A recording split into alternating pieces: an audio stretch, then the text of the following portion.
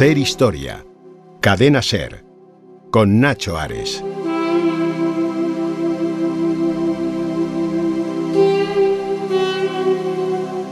La de escriba es la mejor de las profesiones. No hay nada igual en todo el país. Dedicaos en cuerpo y alma a los libros.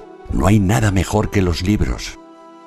Mirad, no existe profesión sin jefe, excepto la de escriba. Él es su propio jefe. Si conoces la escritura, te irá mejor que en las profesiones que te he presentado. Míralos en su miseria. Mira lo que he hecho viajando hacia la residencia. Lo hice por amor a ti. Un solo día en la escuela te será beneficioso. Es algo para toda la vida. Su trabajo es eterno, como la piedra.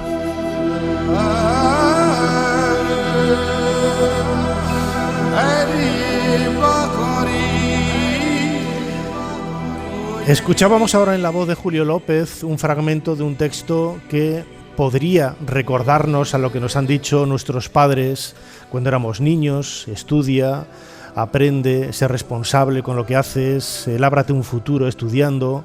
Y es un texto que no dictó mi padre, ni el padre de Jesús, ni el padre de José Manuel, ni el padre de muchos de nosotros, ¿no? Es un texto que tiene más de 4.500 años. Es un texto que pertenece a la llamada sátira de los oficios, y es el consejo que un escriba de nombre Duagetti dio a su hijo Pepi para incitarle, recomendarle y apoyarle y empujarle para que estudiara y se convirtiera en un hombre de provecho para sacar ventaja del resto de oficios, ¿no? Siempre nos han dicho, si no estudias vas a conseguir un mal empleo, si no estudias pues no podrás lograr estas metas. Ellos hacían lo mismo, ¿no? Le decía, si no eres escriba, te ensuciarás las manos trabajando en el campo, tendrás problemas, enfermedades si trabajas en un horno, etcétera, etcétera, etcétera, ¿no? Todo este tipo de recomendaciones que siempre hemos vivido todos muy cercano en el corazón desde que éramos niños, ya lo decían los antiguos egipcios. Y esto viene a colación de la excusa que hace que este programa de Ser Historia, el 899, estamos a punto de cumplir 900, haya venido a Córdoba, ¿no? Estamos disfrutando aquí hasta el próximo 5 de abril de una exposición recomendable absolutamente, El despertar a la vida. Esta exposición va a ser un poco el hilo conductor de algunos de los temas y, como siempre, quería dar las gracias al Ayuntamiento de Córdoba por la invitación que nos ha hecho para poder estar aquí, pues rodeados de un montón de amigos, rodeados de un montón de seguidores del programa, a quienes pido ya un aplauso, como siempre, para intentar hacer un poquito más de historia. Muchísimas gracias.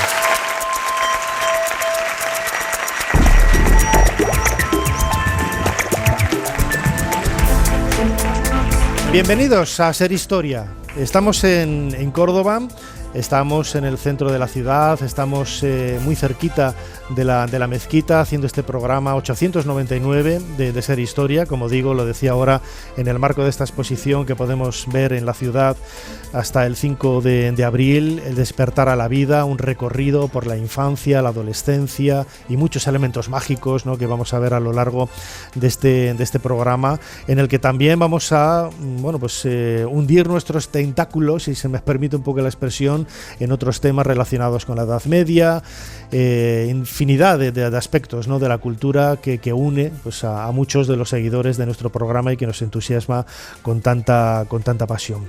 Como siempre, soy Nacho Ares y les doy de nuevo la bienvenida a Ser Historia. Sigue a Ser Historia en las redes sociales.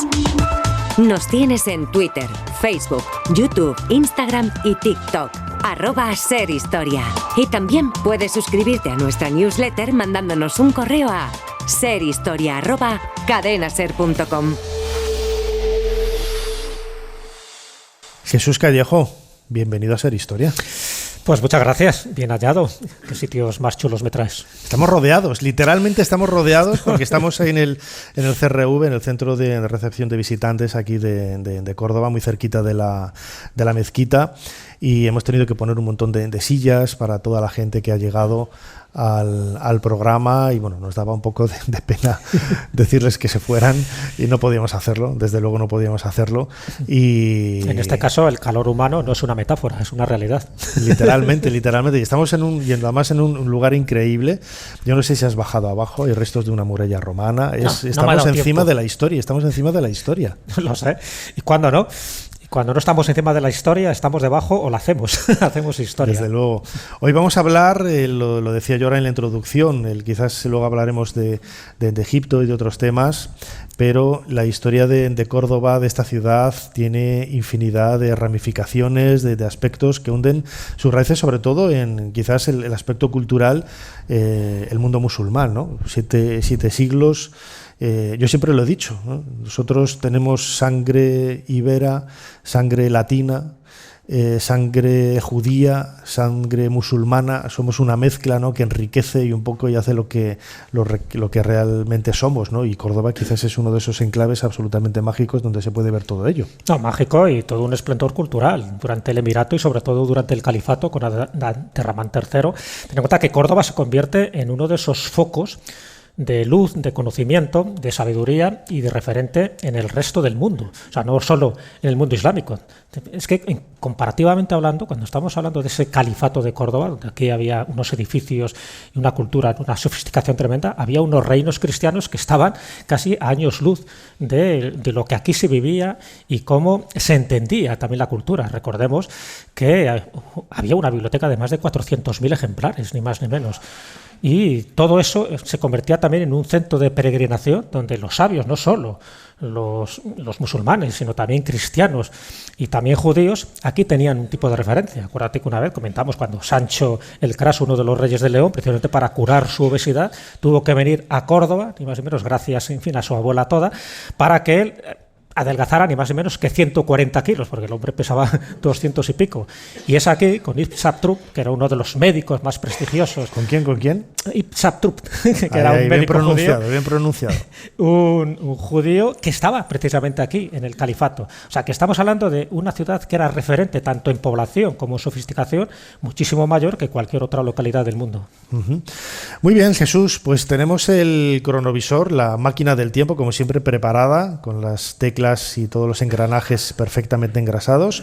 ¿Cuál es la fecha que nos propones en esta semana? Pues mira, la fecha es el 25 de marzo del año 818.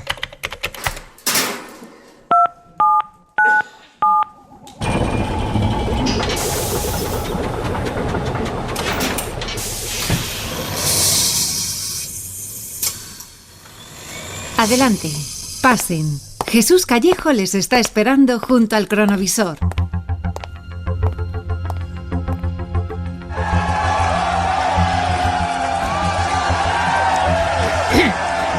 Jesús, no te pongas a toser, que no es el mejor momento. Es que me estoy emocionando están con lo que veo. Están soltando mandobles por aquí. Ten cuidado, apártate un poco, porque estamos muy cerca, además, de donde se está produciendo una revolución increíble.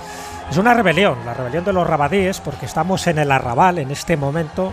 Es uno de los barrios más populares, pero también posiblemente más pobres. Y esta rebelión es consecuencia de una serie de acontecimientos que se han ido produciendo. En este momento estamos en este Emirato Omeya. El emir es Hakam I, y al Hakam I no se le ocurre otra cosa, entre otras, que es subir impuestos, en concreto el precio del trigo. Hay una presión fiscal prácticamente insoportable para los que están en el arrabal de Secunda, y la gota ya que sobrepasa toda esa paciencia es la muerte de un armero por parte de un guardia. Uh-huh. Entonces, bueno, se produce la rebelión. Estamos hablando de una población que en aquel momento se estima de unas 22.000 familias, y Al-Hakam hace una represalia bastante dura, ¿no? Es verdad que la rebelión al final intentan atacar el Alcázar, en fin, van matando también a muchísima gente, pero evidentemente las tropas del emir son muchísimo más potentes, incluso entran de casa en casa, van ejecutando a personas, y como escarmiento, una vez que queda sofocada la rebelión de los rabadíes, como escarmiento crucifican a 300 personas. Y el resto, estamos hablando de más de 20.000 personas, se tienen que exiliar. Estamos hablando posiblemente del primer exilio hispano. Estamos hablando posiblemente de la primera revuelta de clases sociales. Es decir, estamos hablando de un momento histórico y muy poco conocido, porque tiene una segunda parte. Es lo que te debe decir, ¿no? Que tiene además esa segunda parte que está relacionada un poco con el tema, ¿no? Es el antiguo Egipto. Exacto. En este caso el Egipto medieval, porque estamos en el siglo IX, a principios del siglo IX. Pero ¿a dónde fueron todos estos? Claro, cuando se tienen que exiliar a la fuerza, porque no les queda más remedio, de hecho hay una especie de maldición, porque lo que hace Al-Hakam es que el lugar donde estaba el arrabal impide y prohíbe que se vuelva a construir nada más. Durante siglos aquello era un erial, casi ya te digo, como una maldición para recordar que ya no se volviera a producir ninguna rebelión de estas características. Bueno, esas 20.000 familias, habla de 20.000 hombres, pero posiblemente fueran 20.000 familias, estamos hablando de que por entonces cada familia tendría unos 5 o 6 hijos, se tienen que marchar, buscan distintos destinos, uno sería el norte de África, a Fez, de hecho en Fez crean y fundan el arrabal de Fez desde ese momento, porque se quedan unas 7.000 familias allí. Hay otros que se van a Toledo. En fin, Toledo sigue teniendo también esa atracción general de cultura y sobre todo para empezar una nueva vida. Hay otros que se van a Alejandría. Ahí tenemos la conexión con esta exposición egipcia. En Alejandría están Abbas durante un tiempo, prácticamente más de 4 años, pero claro, no dejaba de ser un grupo bastante incómodo, porque allí por donde iban eran exiliados, era gente que el emir de Córdoba les había desterrado y por algo sería. Y entonces hay un momento en el que ellos saben cuál es su destino final, ¿no? Algunos se quedan en Alejandría, pero el grueso de toda esta población va a un lugar, y esto hay muy poca gente que lo conoce. Estos cordobeses crean ni más ni menos que un emirato independiente en Creta. Creta, que por entonces era un poco como la joyita de Bizancio, pero Bizancio lo tenía un poco abandonado. Ahí van los cordobeses, se quedan en Creta, y no se quedan en Creta 10, 20 o 30 años, se quedan en Creta 133 años. Es decir, un emirato independiente donde crean pues toda una industria minera, de agricultura. Por supuesto también fueron marineros, bueno, tan marineros que crearon una red de pirateo musulmán, pues para pues expropiar también todo lo que pillaban por allí, ¿no? Y lo más importante, porque siendo un enemigo del Imperio Bizantino, ellos saben cómo ganarse la vida, y como dato importante, yo creo que esto es destacable, fundaron ni más ni menos que la primera fábrica refinadora de azúcar en toda Europa, la primera fábrica refinadora de azúcar. Dato curioso, ¿no? Y por supuesto fundan la ciudad de Kandar, que es actualmente, y luego con el tiempo, es lo que se convierte en Heraclión, es decir, la capital de Creta. Ni más ni menos que los cordobeses, la capital de Creta, allí asentaron sus posaderas, también su industria, su poder y, cómo no, pues defendiéndose como pudieron, hasta que al final fueron desterrados también de ese lugar. Así que los cordobeses fueron dejando su huella en muchísimas partes, y ni más ni menos que en el centro del Mediterráneo. Desde luego que sí, y cuando hablamos de Córdoba, de su historia y de sus misterios, solemos contar siempre aquí en nuestro programa con un buenísimo amigo, José Manuel Morales. José Manuel, bienvenido de nuevo a Ser Historia. Muchas gracias por la invitación. Muchísimas gracias a ti por estar aquí compartiendo tu pasión por la historia. Él le conozco desde hace muchísimos años. Yo cuando era reportero de Cuarto Milenio le daba la chapa continuamente para venir aquí a hacer grabaciones, y lo pasábamos realmente bien en muchos reportajes de esos que luego daban mucho miedo, ¿no? Pero nadie veía la trastienda y ve lo bien que lo pasábamos y cómo disfrutábamos, ¿no? Haciendo ese tipo de trabajos, ¿no? Os recomiendo a todos que entréis en rutasmisteriosas.es, ahí vais a encontrar algunos de los trabajos que él hace con esas guías, esas rutas guiadas por la ciudad de Córdoba, esa Córdoba misteriosa. José Manuel, escuchábamos ahora a Jesús, esa rebelión del arrabal es quizás uno de los momentos más desconocidos de la historia de la ciudad. Yo por lo menos no tenía ni idea, tampoco es que sea un experto en la historia de Córdoba, no tengo ni idea, casi no, pero nunca había oído hablar de ella, ¿no? Sí, es un episodio realmente poco conocido y que creo que al que creo que habría que darle mucho más relevancia. Tenemos que tener en cuenta que ese grupo de cordobeses que tuvo que salir de aquí, tuvo que irse del exilio sin absolutamente ningún bien, habría que indagar un poco más en descubrir cómo adquirieron los conocimientos, ¿no? Para primero enfrentarse al Imperio bizantino, tuvieron que aprender, ¿no?, a desenvolverse en un entorno como el marítimo y como enfrentarse a auténticas potencias. Y estoy realmente sorprendido y muy interesado. Claro. Interesado en que este episodio se dé a conocer, claro. Sí. Estoy sorprendido, quiero decir, de que este episodio no le hayamos dado mucha más relevancia en la ciudad de Córdoba, porque es una gesta que creo que tiene poco parangón en la historia mundial, vamos. Desde luego. Pero la ciudad de Córdoba, aparte de esta rebelión del Arrabal, queríamos también abordar, pues en los minutos que tenemos, ¿no?, algunos otros enigmas históricos de esta maravillosa ciudad, desde donde estamos haciendo este programa de Ser Historia. Insisto, tiene otras curiosidades, ¿no?, singularidades, ¿no? Sí, sin salir de la misma época, Jesús y yo hemos decidido hablar de Abbas Infirnás, otro personaje con una importancia fuera de nuestra tierra realmente relevante y al que quizás pues no siempre le estamos dando suficiente, aunque sí que en 2011 se inauguró un monumento muy importante en la ciudad y que ahora comentaremos. Este Abbas Infirnás nace en Ronda en el año 810, pero sí que es cierto que, aunque sea malagueño de nacimiento, sí que se hace cordobés de adopción.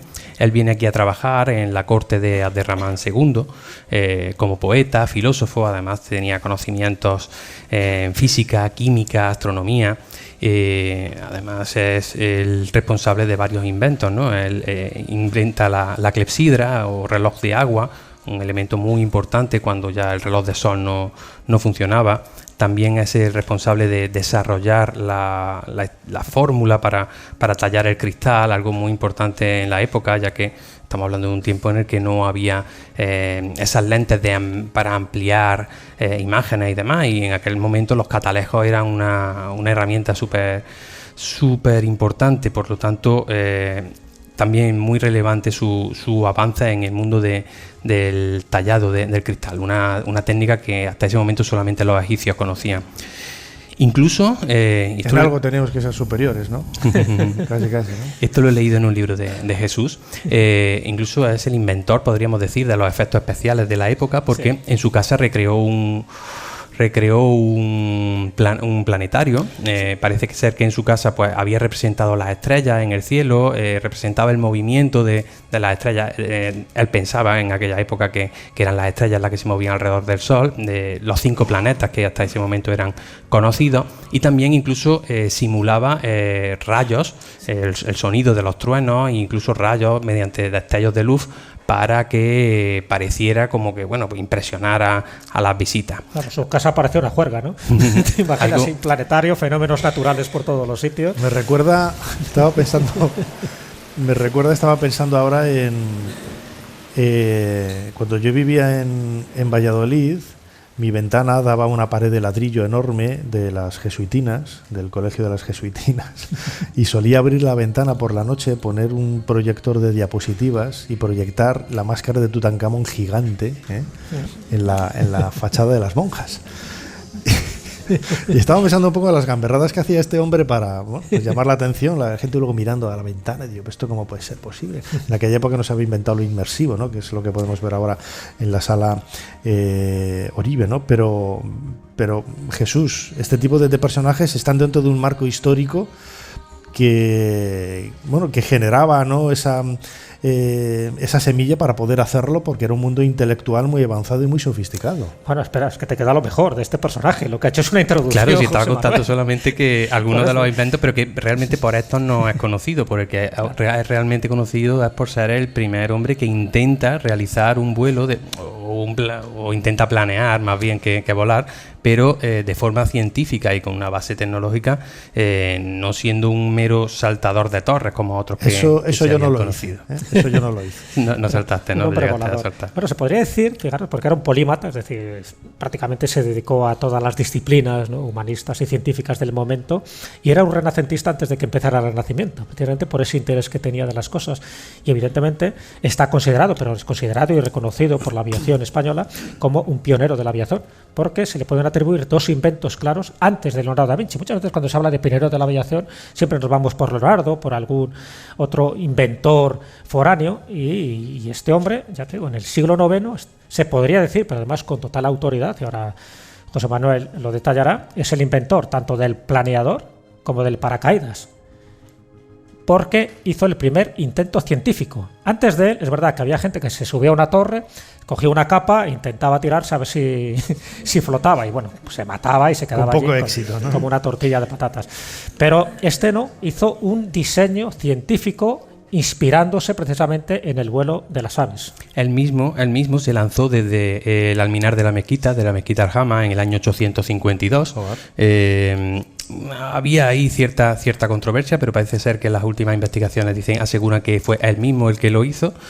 Y en el año 852 él se lanza con una lona, consigue de alguna forma amortiguar un poco la caída, pero bueno, prácticamente se destroza.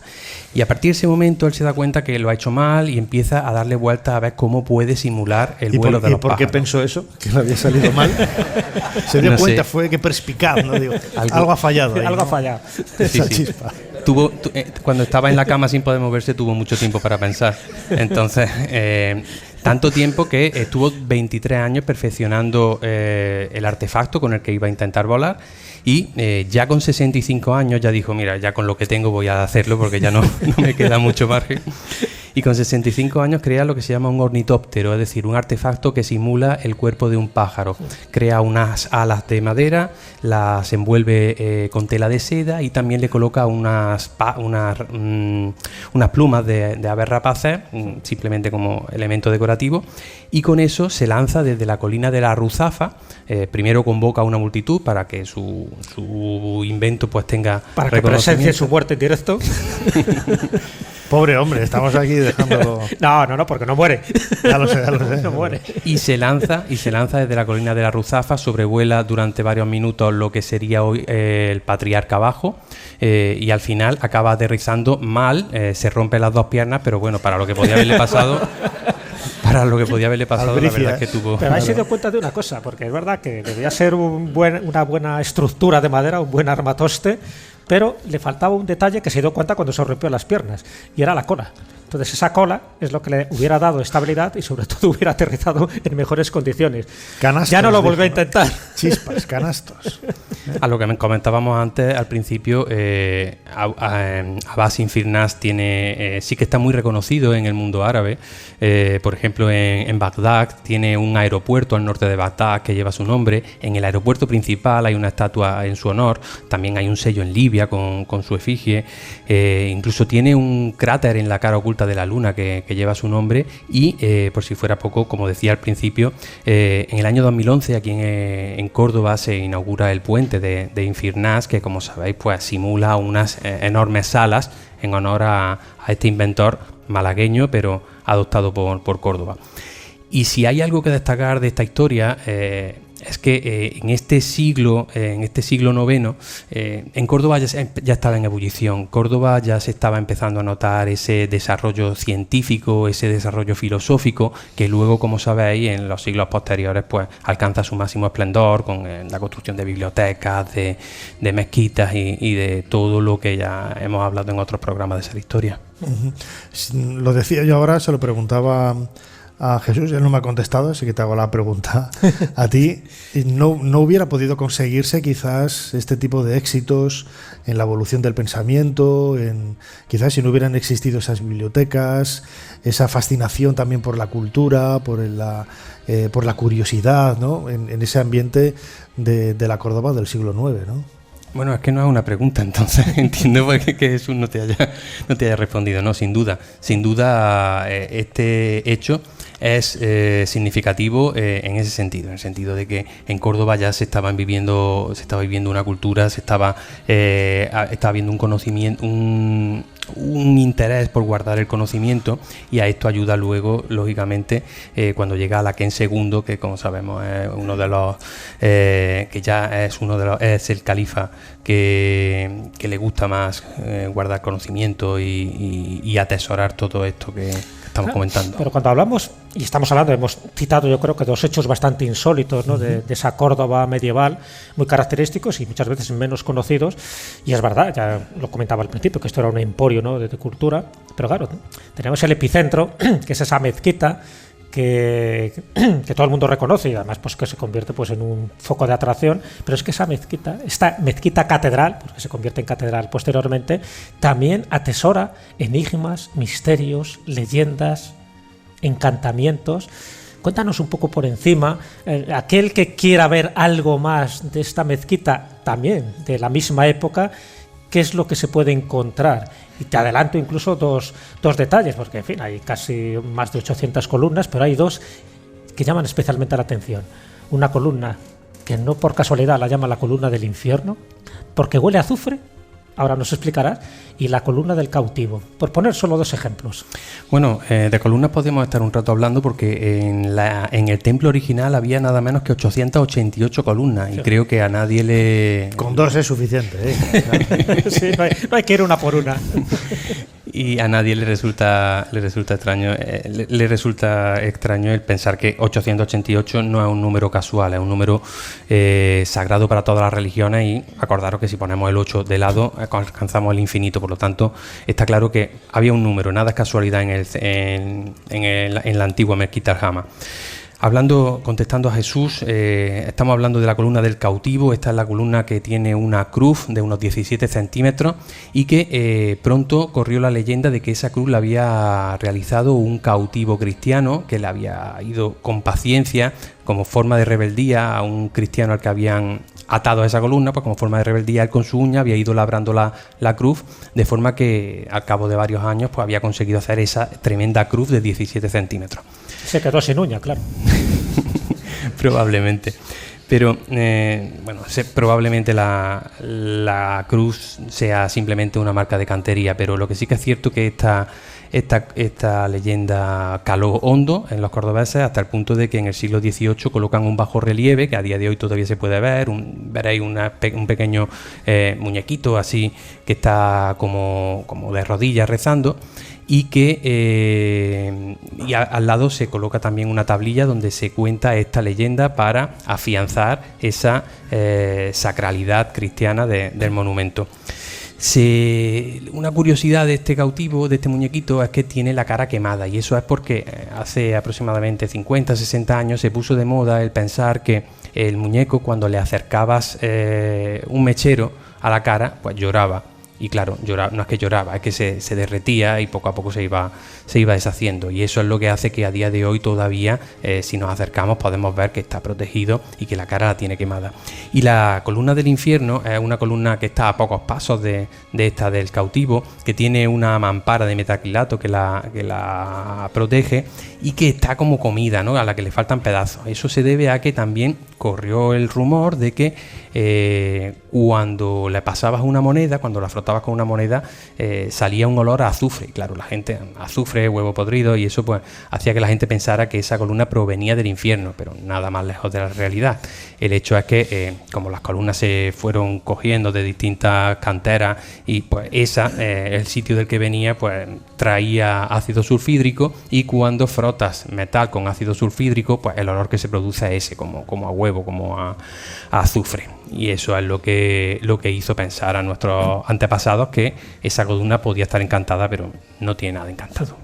Estos son como dos ejemplos de los muchos que hay. De hecho, yo he hecho una visita guiada con José Manuel, y desde luego es una gozada, porque bueno, te vas encontrando prácticamente de rincón en rincón, en capilla y columna en columna, muchas de estas historias que en el fondo forma parte de la identidad de esta gran ciudad. Entonces yo me quedo con dos, muy rápidas las digo, ¿no? Una de ellas es el San Cristóbal, que aquí además se le llama popularmente San Cristóbalón.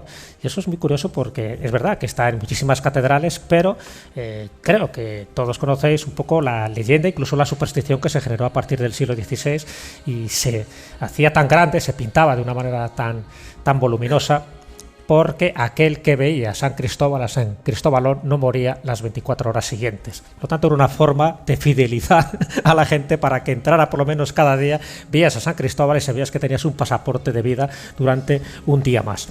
Eso funcionaba todas las veces menos una. Sí, la última, al final era San Pedro el que le pedía responsabilidades.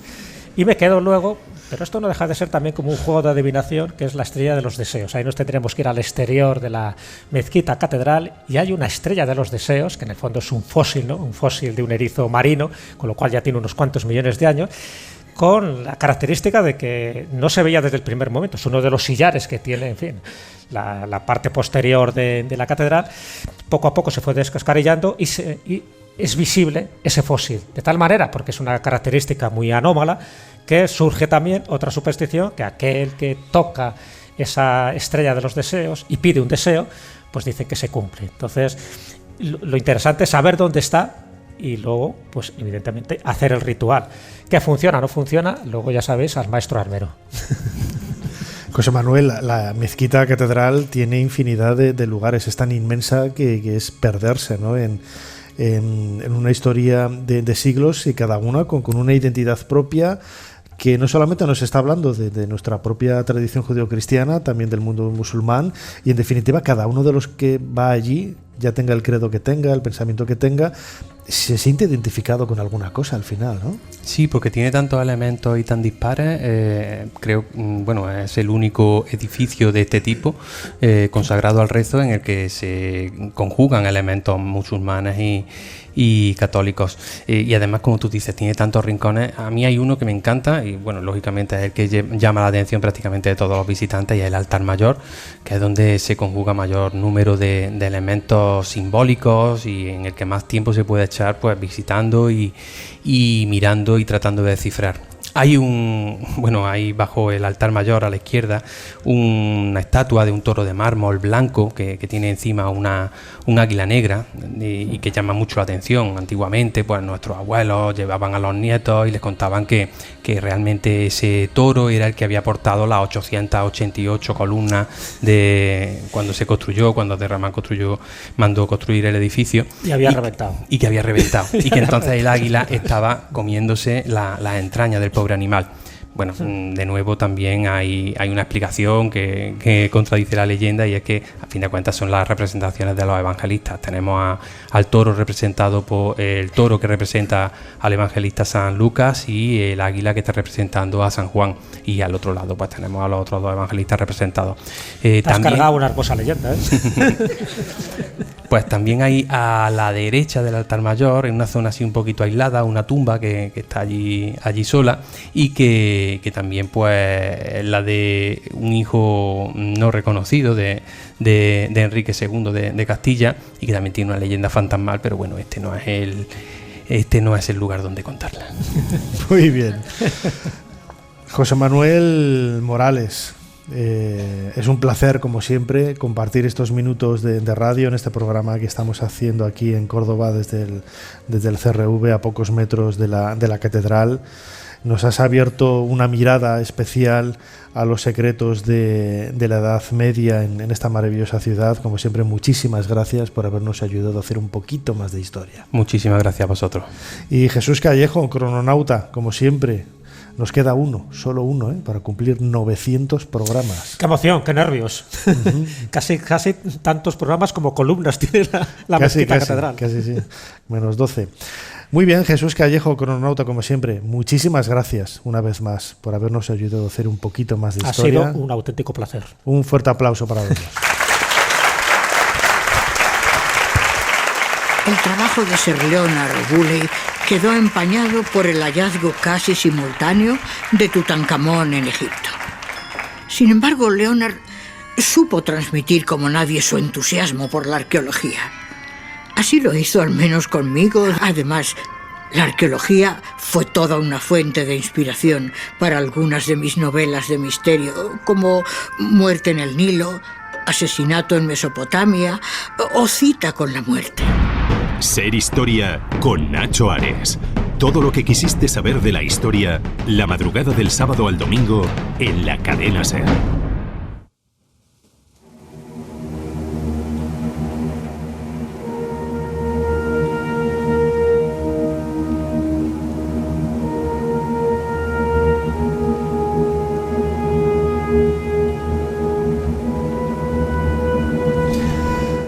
Continuamos con Ser Historia en este programa especial que estamos haciendo desde la ciudad de Córdoba, en el marco de esa exposición ambientada en el Antiguo Egipto que mencionaba al principio, el despertar a la vida. Hoy los muñequitos de Playmobil que hemos traído lógicamente del Antiguo Egipto, la familia de los padres con los dos niños, tan ricuelos y tan tranquilos, así que quedaos ahí, no estáis haciendo el trasto. Y los próximos minutos queríamos dedicarlos a hablar con un buen seguidor de este programa. Es el alcalde de la ciudad de Córdoba, José María Bellido. José María, bienvenido de nuevo a Ser Historia. Bien hallado, muy buenas noches. Muchísimas gracias, lo primero, por la invitación para poder estar aquí haciendo este programa de Ser Historia. Imagino que habrán tomado nota, ¿no?, de ese futuro hermanamiento que tienen que hacer con Heraclión. Sí, bueno, yo sí conocía ya la historia. La historia, ¿no? Someramente, no mucho en profundidad. Y sí, es cierto que merece la pena que avancemos en las relaciones con Creta y con Heraclión, porque la verdad es que es una historia cuanto menos muy curiosa. Desde luego, además yo conozco la ciudad de Heraclión, la isla de Creta, es absolutamente espectacular con la historia que hay. A pocos kilómetros está el famoso Palacio de Cnosos, descubierto por Evans, al sur de la isla Phaistos, donde apareció el famoso disco de Phaistos. Tiene infinidad de elementos que son un poco la cuna de nuestra cultura, de tal manera que la ciudad de Córdoba también es un poco la cuna de nuestra cultura, ¿no? Y en los últimos años, desde el ayuntamiento se están apoyando proyectos tan interesantes como esta exposición, El despertar a la vida. Antes se ha hecho con otros vinculando esas culturas del Mediterráneo, y esto nos hace ver que realmente, pues sí, quizás la mezquita catedral es la tarjeta de visita, pero Córdoba tiene muchísimo más, tangible e intangible. Sí, la mezquita es un bien patrimonial único y excepcional, pero es verdad que puede proyectar una sombra tan grande que tape otras cuestiones que tiene Córdoba, ¿no? Y fíjate que a lo largo ya del programa habéis tratado la relación de Córdoba con Creta, con Fez, por supuesto también con Egipto, como hemos visto. Y eso es un poco el recorrido que queremos hacer, ¿no? Córdoba ha sido siempre una gran capital. En su día fue capital del mundo occidental, en el califato. Desde luego. Y ha tenido una enorme relación con el Mediterráneo en sus distintas épocas, ¿no? Desde la época romana, incluso previamente, hasta bien avanzada ya la época medieval, hasta el Renacimiento, ¿no? Y ese recorrido, donde Córdoba ha sido protagonista, es el que ahora queremos recuperar, conocer, también investigar, porque todas las exposiciones tienen también una parte de jornada de conocimiento, para que no nos quedemos solos, como bien dices, en recrearnos en lo que ya fuimos, sino que la Córdoba de hoy siga siendo también protagonista en materia cultural e histórica. Esta exposición, El despertar a la vida, yo la he estado visitando esta mañana, me ha encantado. La recomendamos a todo el mundo. Va a estar abierta hasta el próximo 5 de abril. Cuenta con un elenco fantástico de casi 200 piezas que nos hacen viajar, ¿no?, un poco desde el momento del nacimiento hasta la muerte también de los niños, de los críos, y todo ese aspecto mágico que hay alrededor. Luego hablaremos con Esther Pons, la comisaria de la exposición, conectaremos con ella, que está ahora mismo en Egipto. Pero sorprende, ¿no?, la apertura un poco de miras en ese sentido, de no hacer solamente temas relacionados con ámbitos más locales, sino mirar un poco. Bueno, Egipto también es un poco la cuna de todos nosotros, ¿no?, pero no todas las ciudades organizan este tipo de exposiciones, ¿no? Sorprende porque efectivamente es la única civilización, quizá de todas las que han pasado por el Mediterráneo, que no tiene una relación directa con Córdoba, ¿no? Todas las demás la han tenido de una u otra forma, ¿no? Pero es cierto que, mira, nosotros el año que viene, en 2027, somos capital mediterránea del diálogo y la cultura. Y esta es una gran puerta, una antesala a esa capitalidad. Y evidentemente uno de los valores que tiene Córdoba también ha sido siempre una ciudad de diálogo entre distintas culturas, entre distintas civilizaciones. Y esa capitalidad tiene todo que ver con la cultura, con el desarrollo cultural, pero también con el diálogo en el Mediterráneo. Y evidentemente Egipto, pues, ha sido una de esas grandes civilizaciones, sigue siendo un gran país actualmente. Precisamente quienes organizan este certamen, la sede la tienen en Alejandría, con lo cual, bueno, pues creíamos que era muy oportuno ampliar ese diálogo, no a lo que puede resultar más evidente, que es con nuestro pasado islámico, sino ampliarlo también, pues, a otras civilizaciones que han sido importantes en el Mediterráneo y que Córdoba quiere dialogar también con ellas. Además, las circunstancias, la situación por la que está pasando bueno, todo el mundo occidental, yo creo, ¿no? Con esa inmigración, lo que hace es enriquecer, ¿no? Desde el punto de vista cultural. Ya Córdoba en la Edad Media fue puente de culturas, con grandes sabios, ¿no? Como Séneca, Averroes, Maimónides, que supieron conjugar, ¿no? Y eso tenemos hoy la oportunidad de seguir haciéndolo, ¿no? Sí, claro, por supuesto. Yo creo que nosotros tenemos que proyectar desde Córdoba lo que a lo largo de nuestra historia hemos sido, ¿no? Nosotros hemos sido primero una luz, como decía Jesús Callejo, una luz en el mundo en muchos aspectos, y tenemos que seguir profundizando en conocimientos e investigaciones. Es decir, Córdoba tiene que ser luz también actualmente.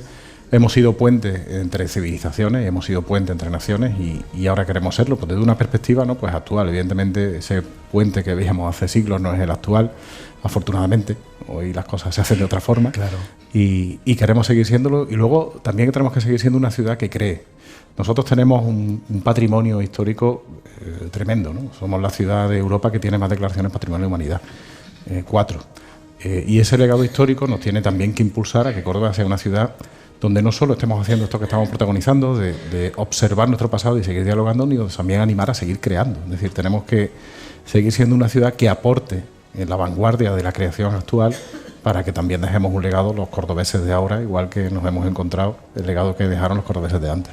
Claro, porque podríamos decir, ¿no? El escenario lo tenemos, ¿no? O sea, el deambular por las calles, pasear por las calles de Córdoba es una absoluta maravilla. No solamente, pues, por lo que decía antes, ¿no? Por esa conjugación de culturas, estás viendo a todas partes, ves muchos elementos islámicos y al mismo tiempo estás escuchando continuamente la guitarra, que a mí me encanta la estética de los patios.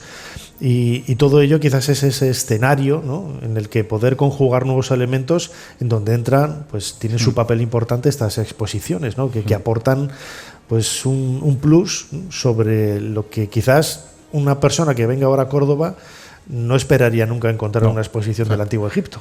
Con absoluta seguridad, no es lo que hubiera esperado, ¿no? Estoy totalmente seguro, pero dices una gran verdad, ¿no? Córdoba es única y evidentemente soy el alcalde que voy a decir, pero es que es cierto, ¿no? Porque es un gran museo al aire libre, ¿no? El patrimonio que nosotros tenemos el casco histórico más grande de Europa, salvo Praga, con 4 declaraciones patrimoniales de la humanidad y sobre todo con una mezcla en ese patrimonio de diferentes civilizaciones que es muy difícil que se repita en ningún otro sitio. El ejemplo fundamental, de luego, es la mezquita catedral, o sea, y de hecho por eso se declara luego no solo patrimonio de la humanidad, sino bien de valor universal excepcional, y es por la mezcla de religiones, de estilos de arte, de civilizaciones que han dejado su huella, y eso no se puede ver en ningún otro lado del mundo. O sea, pues puede haber, no digo que sea mejor ni peor, digo que es único. No hay ningún otro monumento, no hay ningún otro legado patrimonial que te aporte lo que aporta la mezquita catedral en cuanto a interpretar las distintas civilizaciones, las distintas culturas que han tenido peso en Europa y en concreto en España. Y evidentemente también es un buen marco porque también apoya y ayuda cuando traes exposiciones. Nosotros esta es la segunda exposición que hacemos de este formato. Hicimos una más centrada en la época tardorromana y en el diálogo con el Mediterráneo.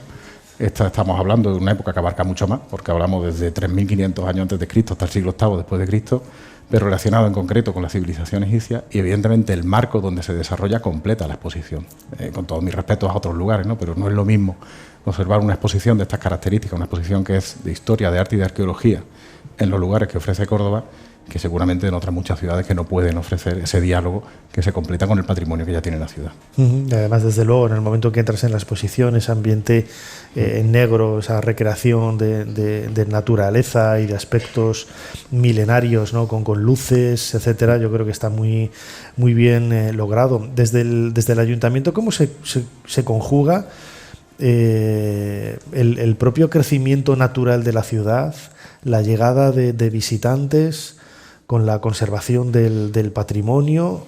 No tiene que ser sencillo. Con la verdad, fíjate lo que te digo, nosotros tenemos que seguir siendo verdaderos. Ese es el mayor secreto. Luego hay que ver cómo se desarrolla y cómo se logra su objetivo. Hay que tenerlo claro. Cuando digo verdaderos, quiero decir que cuando la gente venga a Córdoba no vea un gran escaparate, ni seamos un parque temático. El casco de Córdoba es un casco vivo, es un casco habitado, con sus problemas, como todos los cascos históricos, por la relación con el turismo. Pero en el centro histórico de Córdoba siguen viviendo cerca de 40.000 personas.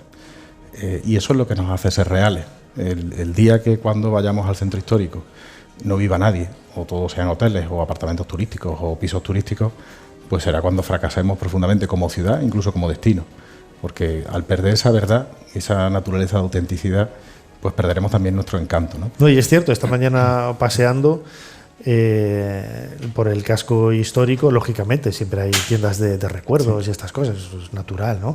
Pero también veía esos espacios donde estaban los chavales en la escalera, era una escuela de teatro, lo recuerdo, que estaban ahí preparándose para entrar, es decir, está todo imbuido y convive, ¿no? Yo creo que de una forma excepcional, y al mismo tiempo había algún turista paseando por ahí. Esto está muy cerquita de donde está la exposición de Egipto, así que vemos ese latido, ¿no? Ese pálpito en el día a día, ¿no? Pues eso es lo que hay que conservar. Es verdad que cuesta trabajo, también tengo que reconocerlo, y las zonas que están, precisamente esta zona donde estamos, ¿no? Que estamos al lado de la mezquita catedral, es donde es más difícil, y tiene esta cierta lógica, ¿no? Cuando tienes un monumento que pasan 2 millones de personas al año, pues hay una mercantilización del espacio que hay alrededor, ¿no?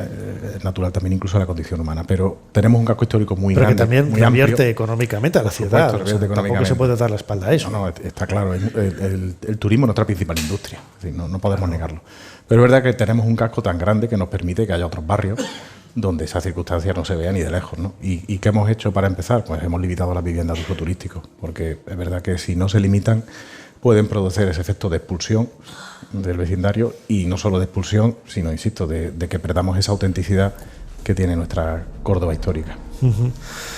Yo creo que bueno, este año tienen diferentes actividades, ¿no? Está esta exposición que acaba, como digo, el 5 de abril.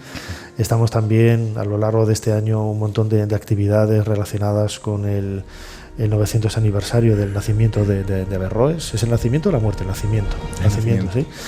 Y bueno, en definitiva es un poco la riqueza tan increíble de una ciudad para promocionar la cultura, ¿no? Y sobre todo que sean los propios cordobeses quienes disfrutan de ella también. O sea, no solamente sea un reclamo, sino que sean ellos los que conozcan su historia y lo disfruten. Bueno, nosotros de hecho tan es así que lo disfruten y que también sea divulgativo. Nosotros, fíjate que en esta exposición, igual que en la anterior, a lo que le hemos dedicado mucho esfuerzo es a las visitas de educativas, de escolares, en las distintas etapas escolares. Había 2 colegios esta mañana. Claro, no miento, ¿eh?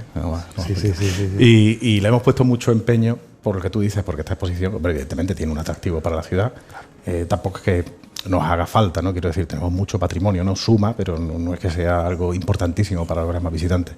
Sin embargo, sí creo que enriquece la cultura de la ciudad, y sobre todo nos sirve para disfrutarla y para que nuestros niños, nuestros jóvenes, pues también se formen y tengan un complemento a su educación, que desde el ayuntamiento nos encanta de luego poner a disposición de los educadores por si estiman que es conveniente que puedan serle útil, ¿no? Y así lo vamos a seguir haciendo. De hecho, fíjate que hasta ahora en ninguna de las exposiciones ni siquiera hemos cobrado entrada, ¿no? Es una inversión que entendemos que se hace desde el ámbito público, desde el ayuntamiento, y no queremos ningún retorno económico, sino el retorno que queremos es social. Pues yo creo que lo están consiguiendo, desde luego que sí, porque la ciudad de Córdoba se está convirtiendo en lo que siempre habíamos tenido un poco, ¿no? En el imaginario colectivo. La mezquita es espectacular, caminar por las calles es espectacular, el Alcázar, los puentes, absolutamente todo. Y esta exposición en los últimos meses, El despertar de la vida, que podemos seguir disfrutando hasta el 5 de abril, pues es una guinda más, ¿no? Una pieza más de ese puzzle maravilloso de cultura y pasión por la historia que están difundiendo, ¿no? desde el Ayuntamiento de Córdoba.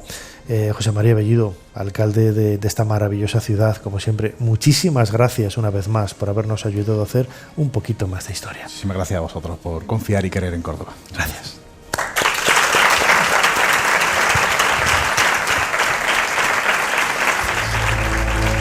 Me han llegado rumores en el harén de que Ramsés está intentando apartarte de la sucesión al trono y colocar en tu lugar a tu hermanastro. Si es así, se confirman mis sospechas más sombrías, algo que no estoy dispuesta a consentir. El viejo Ramsés no es consciente del peligro que corre. Ser Historia con Nacho Ares. Todo lo que quisiste saber de la historia, la madrugada del sábado al domingo en la cadena SER.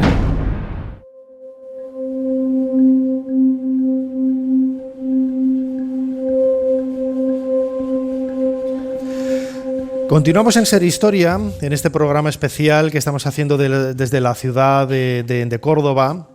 Hemos estado hablando al principio, ¿no?, de ese papiro fantástico que nos habla un poco de la educación, de la cultura en el Antiguo Egipto, que es un poco el trasfondo, ¿no?, que hay alrededor de todo lo que podemos ver en esta exposición, el despertar a la vida.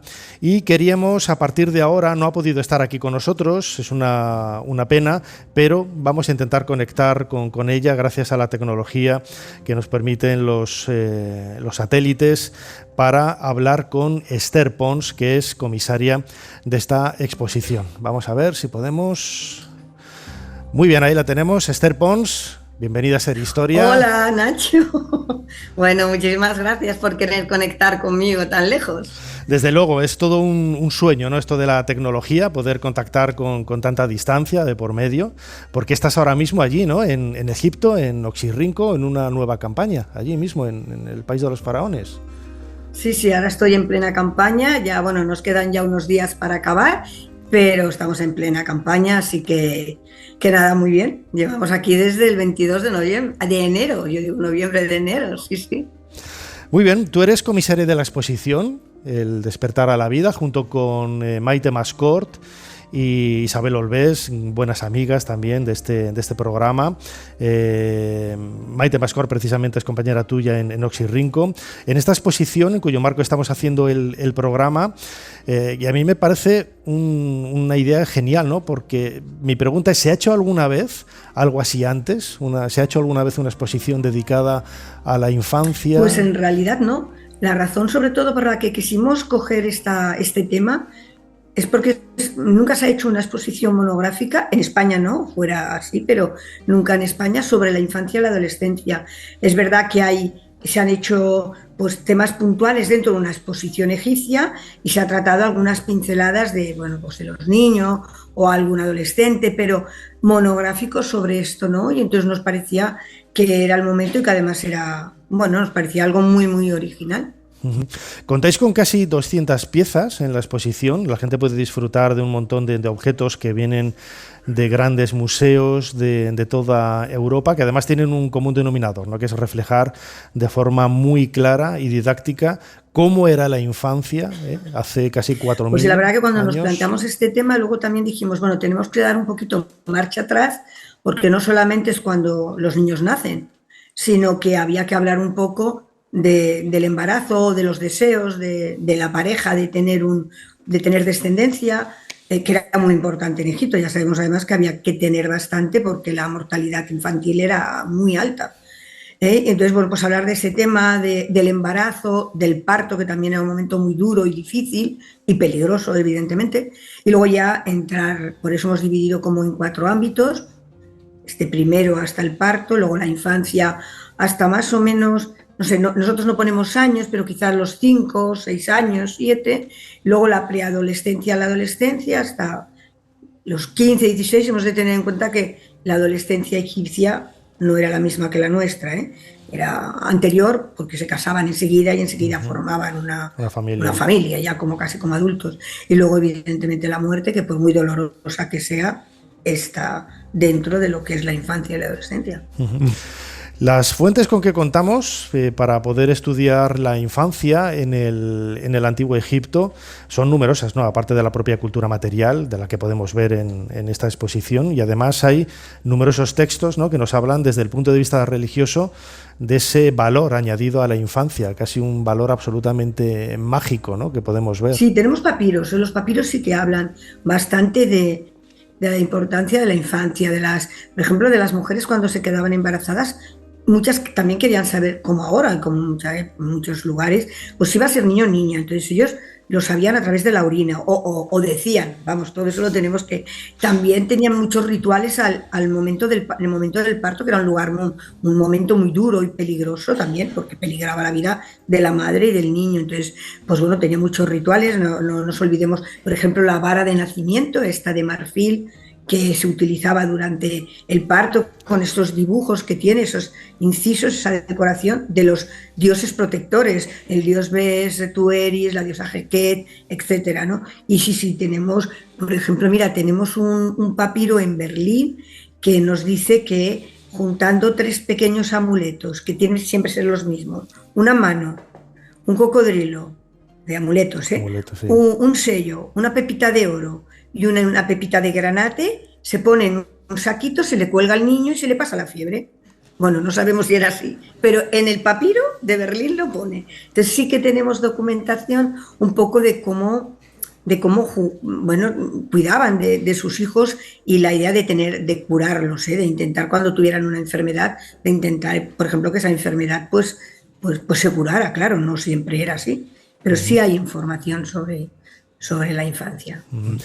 Además, en las propias representaciones artísticas que podemos ver en la exposición aquí en Córdoba, hay varias figuras precisamente de niños, de niñas, de infantes, todos analizados desde un punto de vista artístico. Todo esto nos ayuda a conocer, ¿no, Esther, cómo era su aspecto físico, cómo lucían esa famosa coleta que llevaban los príncipes? Todo claro, por ejemplo, las representaciones pictóricas, sobre todo de tumbas o, por ejemplo, de templos, pues podemos ver cómo vestían cuando eran muy pequeños, hasta los 4 o 5, muchas veces van desnudos, tanto los niños como las niñas, no llevan nada, o poco a poco empiezan a vestirse, pues a las niñas se les pone una túnica ajustada, parecida a la que llevan sus madres, a los niños un faldellín, muchas veces van descalzos también, pero a medida que van creciendo ya utilizan el zapato. Los niños llevan, también las niñas, hay niñas representadas el mechón de la infancia en el lateral derecho sí. Y cuando llegan a la pubertad lo cortan ya, le cortan el mechón de la infancia, porque ya han pasado esa etapa que era típica de los niños, de los infantes, ¿no? Entonces sí, las representaciones la verdad que nos ayudan mucho a ver cuál era su infancia, ¿no? Y cómo iban vestidos, qué tipo de avalorios llevaban. Todos estos objetos que han llegado hasta nosotros, pues también vamos viendo que se van complicando, haciendo cada vez pues más ricos. No digo tanto en material, sino quizás más complejo. No es lo mismo o el enterramiento de un niño pequeño, que lo que hay es una pulserita, un dado, o a lo mejor un pequeño juguete o algo, cuando ya son más adultos, ¿no? Y esa diferenciación nosotros lo vemos en representaciones de tumbas y en objetos, por supuesto. Además, en la exposición, Esther, podemos ver varios juguetes. Es un tema que tú has tratado en varias ocasiones. Diste una charla aquí en Córdoba precisamente sobre ello. Han pasado 3.000, 4.000 años y los niños siguen jugando prácticamente a lo mismo. Es sorprendente, ¿no? Que vemos los mismos juguetes, casi 5.000 años después. La verdad que sí. Hombre, ahora ya cambia muchas cosas. Ellos no tienen internet, pero muchos sí. Bueno, nosotros en la exposición ponemos un caballito de arrastre. Pues cuánta gente no ha jugado cuando era pequeña, o si no es un caballito, es algo de arrastrarlo con una cuerda. Pues lo mismo, con un caballito. Hay muñecas también. Algo que nosotros aquí no hemos puesto, hay representaciones de las tabas, de los niños jugando con las tabas, que se han jugado en infinidad de culturas y durante muchísimo tiempo las tabas. Ahora se pueden comprar de plástico, compras una cajita de tabas y también. O sea que hay una gran cantidad de juguetes muy parecidos, sobre todo los de arrastre o juguetes pequeñitos para los niños, hechos casi siempre de forma muy sencilla en general. Otra cosa es las clases altas o, por ejemplo, Tutankamón. Claro que hay peonzas también. No tenemos la de esto, pero hay peonzas. Entonces, ¿quién no ha jugado con una peonza? Bueno, pues hemos jugado nosotros y jugaron hace 4.000 años. Y eso vas viendo que hay cosas que no han cambiado. Por eso nosotros era tan importante también que el público, que el visitante, no solo conociera más sobre el aspecto de la vida, de la infancia y la adolescencia, sino que se identificara, que pudiera decir, anda, pues yo he jugado con peonzas, anda, pues yo he tenido este arrastre, bueno, no justo, parecido, así. O sea que eso vemos que ha cambiado poco en algunas cosas, claro, luego ya están todo lo que tenemos ahora, que ellos no tienen, evidentemente, no tenían. Quedan esas huellas también, ¿no?, en forma de textos copiados, ¿no? Cuando iban a la escuela para aprender a escribir, copiaban hasta la saciedad pues muchos textos. Estamos hablando de la formación en las clases, lógicamente de los más preparados, pero había formación para niños y para niñas en las escuelas, ¿no? Existía este tipo de nosotros formación. Vemos en esta exposición, pero claro, cuando lees textos, ves que en el fondo la obligación de los padres era el cuidado de sus hijos, como ahora, como todas las culturas. La idea de alimentarlos, de vestirlos, de ir cambiando la comida a medida que se van haciendo grandes. Sabemos que durante los 2 o 3 primeros años, porque tenemos textos, a los niños, a las madres amamantaban a sus hijos, que evidentemente lo complementaban con comida cuando tenían ya, no sé, los primeros 9 o 10 meses ya empezaban a darles comida. Pero eso lo ponen los textos. Y también otra obligación, entre comillas, era la escolarización, evidentemente, que sabemos que, bueno, al principio es verdad que si había había escuelas no muy especializadas todavía, podía ir más o menos casi todo el mundo, pero claro, a medida que aumentaba, que los niños se hacían más mayores, ya era más difícil porque, bueno, pues era una cultura evidentemente rural, una sociedad muy rural, y ya vemos cómo a las niñas con 9, 10 años ya les encaminan un poquito a casa, a ayudar a sus madres en la cocina, a cuidar de los hermanos pequeños, y a los niños un poco a ir al campo y ayudar a los padres en cosas que no pusieran ser a lo mejor muy pesadas, ¿no? Pero ya empiezan a hacer esa diferenciación y vamos, lo vemos en textos y en representaciones pictóricas, también.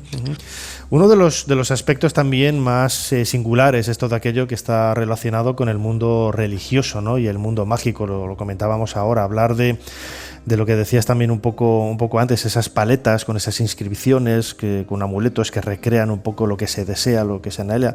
Vemos que un niño en sí mismo es casi una metáfora de la vida, ¿no? Del nacimiento, de lo que se espera, incluso también en el plano de la muerte, de lo que quizás evitamos. Sí, claro, evidentemente. Los antiguos egipcios sabían y tenían muy claro que había que también para los niños y los adolescentes o preadolescentes tenían que tener un gran conocimiento, por lo menos de lo importante que era que si ellos se morían, qué pasaba después.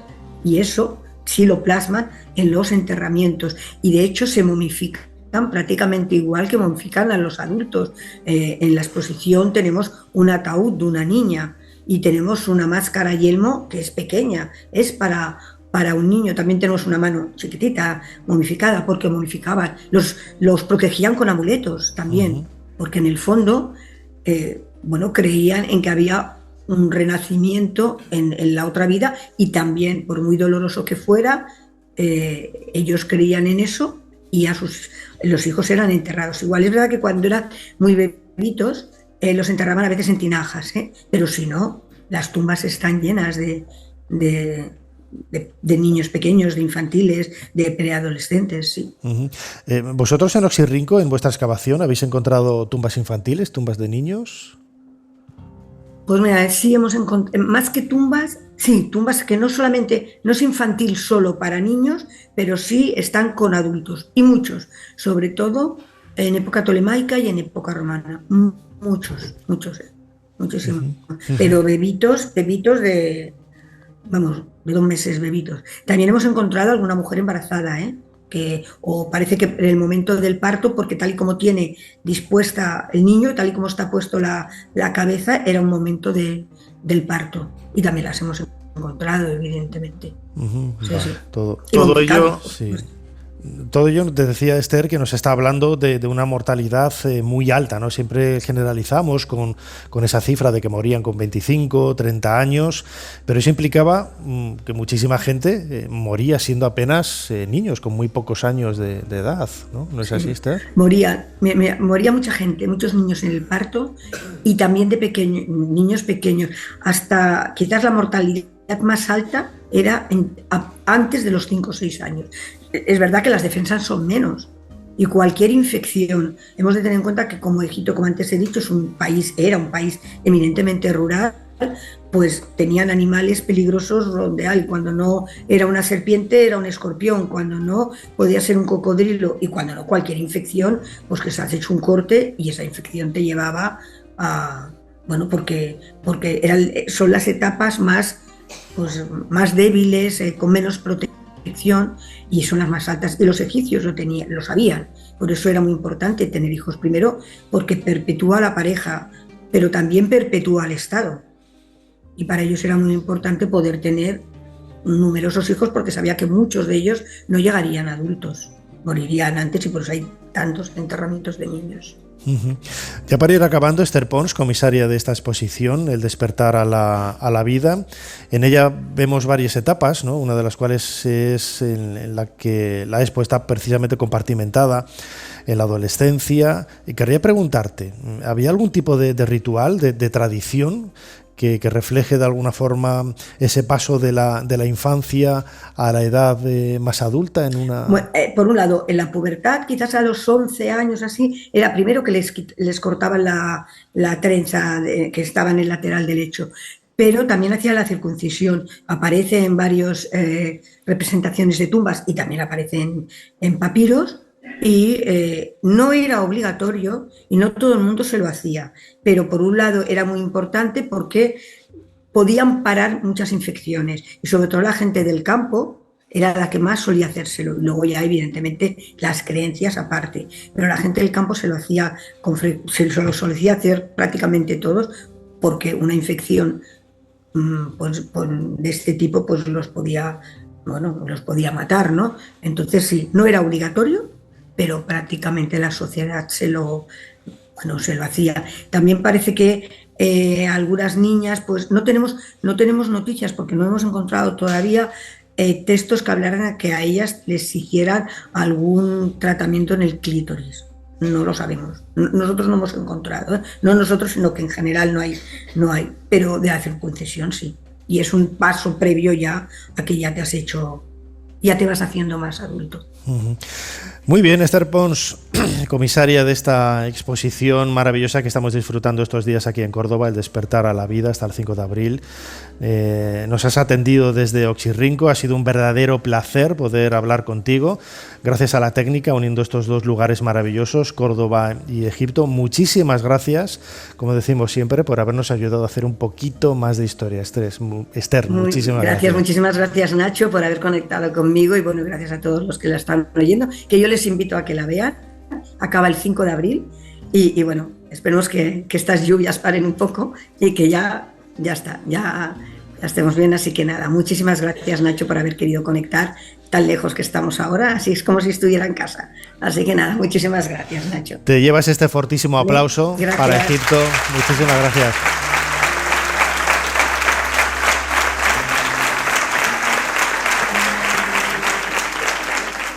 Estoy al pie de la escalera. Las patas de la nave están enterradas en la superficie, como a 3 o 4 centímetros. Aunque la superficie parece ser muy, muy granulada, cuando te acercas es como si fuera polvo.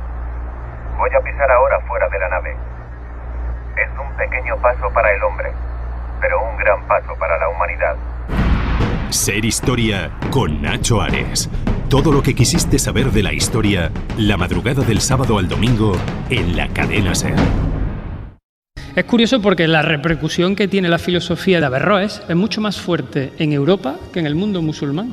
Entre otras cosas porque la condena que tuvo al final de su vida pues, despojó el adjetivo de filósofo dentro de ese mundo musulmán y lo dejaron más como médico o como juez, que se conoce.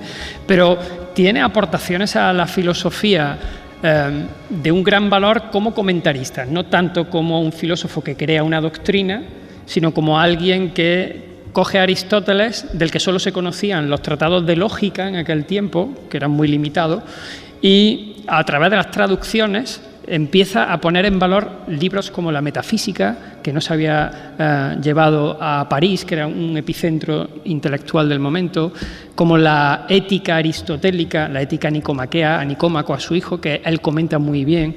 También sitúa las cuestiones de física, ya no solamente la metafísica, es decir, que está más allá de la física, sino las cuestiones físicas. Y claro, cuando todo ese saber que había permanecido en el oscurantismo de la filosofía medieval empieza a llegar a Francia, se crean escuelas de pensamiento con una nueva perspectiva de la filosofía y de la realidad.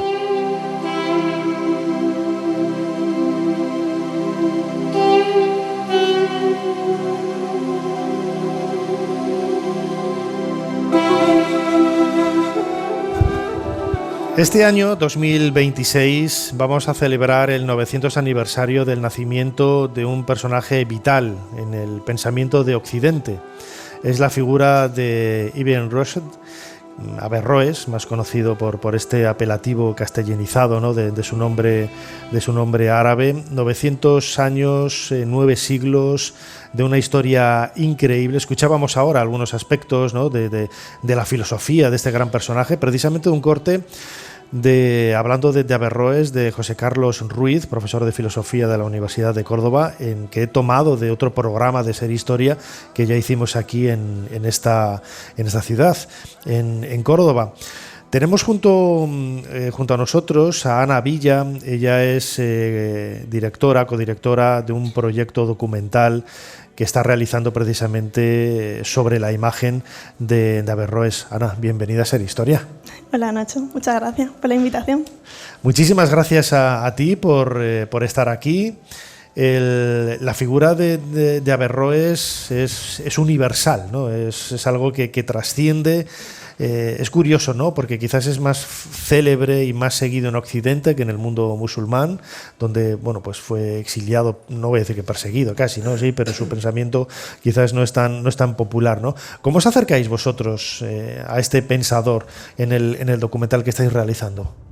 Bueno, la primera toma de contacto que tenemos con Averroes, con esta figura, es gracias a quien impulsa, de quien parte este documental, ¿no? Este documental parte de una iniciativa de la Universidad de Córdoba. Y los culpables un poco de todo esto son Israel Muñoz y Fernando Lara, que son parte del equipo maravilloso de la Universidad de Córdoba. Y una vez que ellos nos proponen realizar este documental, a mi compañero Guillermo y a mí, que somos parte de la productora Intersun Films, que somos los que nos hacemos cargo, ¿no? de este proyecto, empezamos a trabajar codo con codo con un profesor de aquí de la Universidad de Córdoba, Juan Pedro Monferrer, que es nuestro faro, nuestro asesor. Muy bueno. Nuestro asesor en este camino. Y bueno, debo decir que bueno, nosotros bueno, yo soy de Córdoba y por supuesto el nombre de Averroes más que me sonaba bastante, ¿no? Y la estatua que tiene, todo, claro. Exactamente. Bueno, además que yo paso por ahí para ir a clase más de una vez por delante de esa estatua. O sea que... ¿Y quién te iba a decir a ti cuando eras pequeña que ibas, bueno, más pequeña todavía, más joven, que ibas a hacer un documental sobre este personaje tan increíble, ¿no? No lo hubiera creído, la verdad. Pero bueno, una de las primeras cosas que nos chocaron, que fue también muy bonito este descubrimiento, claro, la gran idea que se tiene de Averroes, y que es cierto, es esa influencia tan potente que tuvo para modificar el pensamiento filosófico, ¿no? Entonces, claro, a lo mejor por mi cercanía al cine, mi hermana dirá que es que yo soy una dramática y una peliculera, pero yo voy a decir que es por mi cercanía al cine. Nos imaginábamos una figura muy conflictiva, generando polémica allá donde iba, muy reivindicativa. Y claro, ¿cuál fue nuestra sorpresa al descubrir todo lo contrario? O sea, Averroes no era un opositor, era un investigador que se hacía preguntas, que estudiaba, y a esas preguntas que se hacía llegaba a respuestas distintas de lo que estaba establecido en la norma de cuando vivía él, ¿no? Del siglo XII. Y eso es lo que generaba polémica. No es que él fuera una persona ni una figura incendiaria, ¿no? Que es mi idea que yo tenía. Me imaginaba un hombre muy... Y claro, fue una sorpresa descubrir eso y descubrir que hasta los 40 años él, por ejemplo, no aparece en la corte, y cómo hasta los 40 años es una persona anónima. ¿No? Claro, llama la atención que en gran parte de la interpretación del pensamiento de Aristóteles, por ejemplo, que es muy occidental, imagino que para documentaros en este trabajo, junto con el trabajo lógicamente también de Juan Pedro Monferrer, la idea choca, ¿no? Que un musulmán dé la espalda a su tradición más cercana, que nosotros identificamos hoy por circunstancias políticas modernas que nada tienen que ver con la realidad, con aberración, ¿no? a la cultura occidental. Sin embargo, él se acerca a Aristóteles, a otros pensadores del mundo clásico, y los interpreta, los da a conocer, y eso ya de por sí es un shock, ¿no? Es un shock, yo creo, ¿no? A la hora de crear el guión, ¿no? de este personaje tan llamativo, ¿no? Precisamente, que no lo hemos dicho todavía, el título del documental viene de aquí. O sea, a él lo conocían como el comentador. El título del documental es ese, es el comentador. Y bueno, una de las primeras cosas que fuimos descubriendo de él también es el hecho de que lo que hace que sea tan polémico, ¿no? Rechazado, ¿no? Ese conflicto que genera básicamente lo que decía era que la fe y la razón podían convivir dentro del Islam, y eso es lo que, claro, luego muchos lo acusan de doctrinas un poco heréticas, ¿no? Que es lo que genera luego su exilio. Y bueno, a la hora de informarnos sí ha sido muy complejo, sobre todo no tanto por el material original que podamos tener de él, sino por la cantidad de material que ha escrito a posteriori, o sea, que hay ahora, o sea, la cantidad de la influencia que ha generado, y ya no estamos hablando en Europa, estamos hablando de una cosa muy curiosa del documental, y que para nosotros también ha sido lo que ha dado la mayor complejidad del guión, ha sido que teníamos como dos grandes problemáticas. Una era que decíamos quién es Averroes verdaderamente, y luego quién es el Averroes que nos ha llegado hasta ahora por esa proyección de todos aquellos que lo han estudiado desde perspectivas tan distintas, pero claro, no es lo mismo el Averroes de los judíos que el Averroes de los musulmanes. Entonces, y por supuesto todas las fuentes son válidas y todas las fuentes hay que acudir a ellas. Y eso, por supuesto, ha complicado mucho la labor del guión. Claro, además, desde el punto de vista de la documentación, claro, habéis tenido que nutriros de trabajos, por de ahí la influencia, ¿no? Desde catedrático de la Universidad de Córdoba, de estudios árabes e islámicos, pero también tenéis la fortuna, ¿no? Lo comentábamos antes con el alcalde, de estar en una ciudad que con algunos espacios en donde prácticamente se puede decir que por ahí caminó Averroes. Sí, claro. Bueno, ya entro porque es que me tiras un poquillo y ya tengo que entrar. Claro que sí. Aparte de, por supuesto, esto es un documental y necesitamos que los que nos cuenten la historia de Averroes son los expertos en Averroes, ¿no?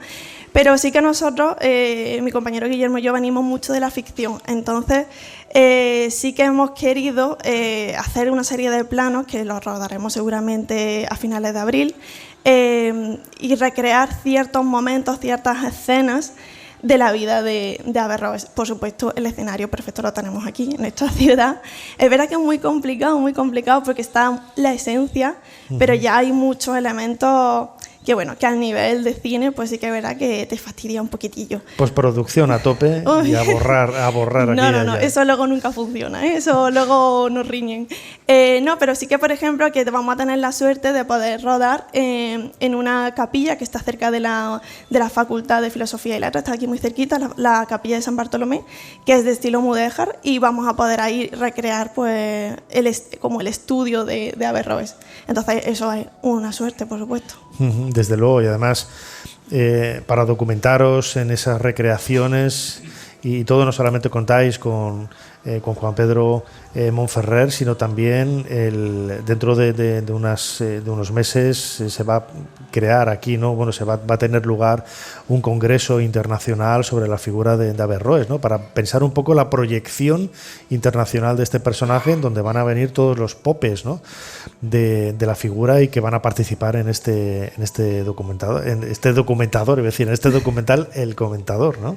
Sí, efectivamente, del 27 al 29 de abril se van a celebrar en la Casa Árabe, muy cerquita también de aquí. Se va a celebrar unas jornadas internacionales que la organiza la Universidad de Córdoba, unas jornadas internacionales sobre la figura de Averroes, y van a venir pues 23 expertos, los mejores del mundo, eso me han dicho a mí. Yo espero que sea así. Y no, por supuesto que sí. Y serán ellos con los que contemos para contar esta historia de Averroes, del Comentador. No, además, imagino que a ellos les hará ilusión, porque muy pocas veces, yo no sé si hay referencias de él en otros trabajos, no solamente de documentales o de películas. ¿Se ha tratado alguna vez la figura de Averroes en el cine Yo sé que hay un documental que además está en la plataforma de... No sé si se pueden decir aquí sí, otras claro, cadenas. Todo lo que quieras. Sí. Sé que hay otro documental que se hizo ya hace mucho tiempo y está en RTV, la plataforma, española, exactamente, la plataforma. Y sí que es verdad que no recuerdo bien quién lo dirigió, porque la última vez que lo consulté, que además lo he consultado esta mañana antes de venir, porque digo, creo que me va a hacer esta pregunta, y ponía varios directores, entonces no sé si era porque era no sé si aparece por ahí, pero no sé si es porque era como un conjunto de documentales o ese en concreto. Pero yo no he visto, vamos, no hemos informado y no hemos visto mucho más documentales, ni cine y de ficción tampoco.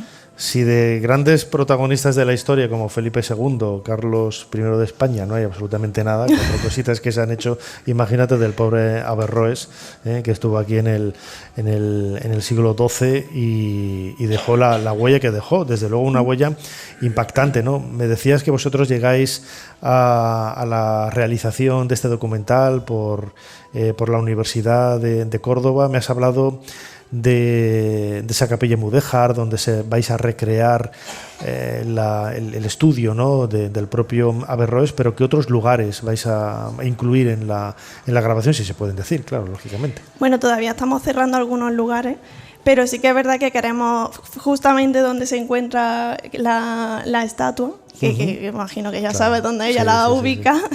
Pues, por ejemplo, esa parte, ese paseo, sí que también seguramente nos sirva de escenario de algunas escenas del documental. Ya hemos grabado también unos pequeños recursos en Lucena, porque Lucena fue como un espacio de tránsito, de transición, hasta antes de exiliarse finalmente a Marrakech. Y bueno, hemos estado también por el casco antiguo de Lucena y hemos grabado también allí algunas cosillas. Y bueno, también vamos a grabar. Lo que pasa es que esto ya no es tanto recreación, es en el Escorial, en la biblioteca del Escorial, porque es allí donde están como los manuscritos originales. Pero eso ya es eso ya no tiene que ver con esto de la ficción. Otra liga. Sí. Cuando entramos con patrimonio ya eso es otra liga. El documental, El Comentador, lo estrenáis, me lo decías antes de comenzar este programa, en noviembre. ¿Qué expectativas tenéis, ¿no? Porque a mí me parece una idea maravillosa, ¿no?, ofrecer al gran público la figura de Averroes. A todos más o menos nos suena un poquito, ¿no?, pero yo creo que es necesario, ¿no?, hacer un poco, bueno, pues intentar marcar la huella de este personaje, aprovechando ese 900, ¿no?, aniversario de su nacimiento.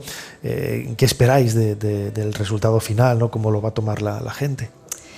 Bueno, como tú has dicho, es verdad que al final yo creo que estamos aquí rodeados de muchísimas personas. Imagino que la mayoría seréis de aquí de Córdoba o cerquita. Y intuyo que estamos todos un poco en la misma situación. A todos nos suena bastante, aunque sea el nombre de Averroes. Entonces, como creadora, obviamente lo que deseo es que a la gente le guste muchísimo, pero lo que más ilusión me haría es que personas de aquí, de Córdoba, que les suene ese nombre, que conozcan a Averroes de otra manera, que no lo conozcan como, joder, tengo que leer esto, qué rollo, o tengo que verme este documental, qué rollo, sino descubrir un poco a la persona que hay detrás de ese filósofo, detrás de ese comentador, sino descubrir la parte más humana, la cara oculta, digamos, de Averroes, y que eso pues lo enamore tanto como nos ha enamorado a nosotros desde el principio del proyecto. Fíjate, la gente quizás no lo nota, pero yo a mí se me ponen muchas veces los ojos vidriosos y la carne de gallina cuando estoy haciendo cosas en el programa, ¿no? Y antes, al comienzo, cuando estaba escuchando a la voz de Julio López, leyendo la sátira de los oficios, claro, y pensaba, digo, mis padres, yo tengo 56 ahora, hace 50 años casi, te inculcaban, ¿no?, de tienes que estudiar, tienes que hacer algo para luego llegar aquí. Bueno, no se pudo conseguir nada más, ¿no? Pero ese elemento humano, ese vínculo afectivo, yo creo que es lo más importante cuando alguien está trabajando en algo que realmente le gusta y lo hace con cariño, ¿no? Y a mí me gusta mucho comunicarlo, lo hago tanto en la radio como en la televisión, cuando hago documentales de Egipto. y ese elemento en definitiva quizás más personal, ¿no? Esa proyección, tú como cordobesa, pues claro, dar a conocer al gran público, no solamente de Córdoba, sino de otros lugares, porque esto al final por la internet, etcétera, se va a poder ver en todo el mundo. Todo eso también es muy bonito, ¿no? Ese vínculo afectivo que al final vuelcas en el trabajo, ¿no? Sí, totalmente. Yo digo una cosa con mi compañero, porque hay veces que, bueno, pues las cosas salen mejor o salen peor, hay más obstáculos, menos obstáculos. Desde luego el mundo del audiovisual es muy complejo y nosotros siempre decimos que incluso cuando vemos películas y documentales de otras personas, decimos, esto se ha hecho con tanto amor, con tanta artesanía, con tanto mimo para que quien venga a verlo lo disfrute, que decimos, pase lo que pase, tenemos siempre que tener esa mentalidad, porque desde luego así es como conseguiremos conectar con esa parte más cálida de cine y de los espectadores. A ver si lo conseguimos. Yo creo que sí que lo vais a conseguir. Esperaremos todos en noviembre este documental, El Comentador, codirigido por Ana Villa y tu compañero Guillermo Parrilla Sevilla. Vale, muy bien, ahí queda mencionado para la eternidad. En este 900 aniversario del nacimiento de Ibn Rushd, Averroes. Ana, como siempre, muchísimas gracias por habernos ayudado a hacer un poquito más de historia. A ti, muchísimas gracias.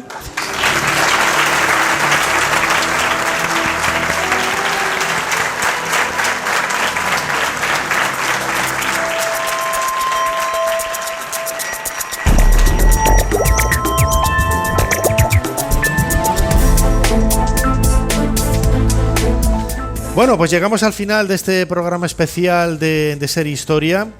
Estamos completando los últimos minutos de este programa 899. La semana que viene un programa absolutamente especial, el número 900. Quería dar las gracias a todo el público que ha asistido cordobés y de fuera de Córdoba, que me consta que hay mucha gente que ha venido de fuera a este CRV aquí en el centro de la ciudad, muy cerquita de la mezquita. Les voy a pedir a todos que aguanten después de la despedida del programa un minuto, que nos vamos a hacer todos juntos una fotografía para tener un bonito y maravilloso recuerdo de este encuentro, para celebrar un poco y para conmemorar este despertar a la vida, ¿no? Esa exposición egipcia que podemos ver aquí en la ciudad de Córdoba hasta el 5 de abril. Este programa no hubiera sido posible, por supuestísimo, sin la colaboración del Ayuntamiento de Córdoba, y quería, como siempre, dar gracias muy especiales a todos los compañeros de Radio Córdoba, ¿no?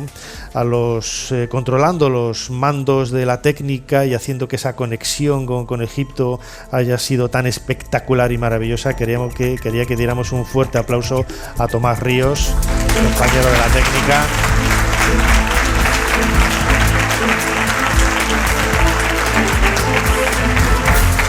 Quería dar las gracias también a los compañeros de Radio Córdoba, a Isabel Sánchez, a María José Martínez Carmona, a Tati Vaquerizo, a Ángeles Mellado. Un aplauso para ellos también, que han hecho posible este maravilloso programa. Y en el equipo leonés, que somos todos de León, más cercano a mí, Fermín Agustí, que es de Madrid, pero lo vamos a adoptar, Ana Caballero, controlando las redes sociales y echando una mano en la producción, y delante del micrófono vuestro humilde servidor. Muchísimas gracias, Córdoba, una vez más por este cariñosísimo recibimiento. Muchísimas gracias. Para no perderte ningún episodio, síguenos en la aplicación o la web de la SER, Podium Podcast o tu plataforma de audio favorita.